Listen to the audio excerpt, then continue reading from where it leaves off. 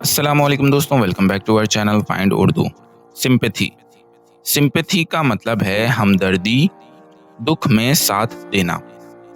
Sympathy का मतलब होता है किसी के दुख, तकलीफ या मुश्किल वक्त में उसके साथ महसूस करना।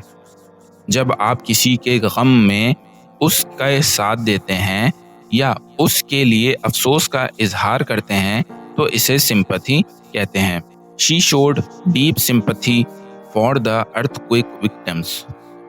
उसने ज़लज़ले के मुतासिरीन के लिए गहरी हमदर्दी का इजहार किया।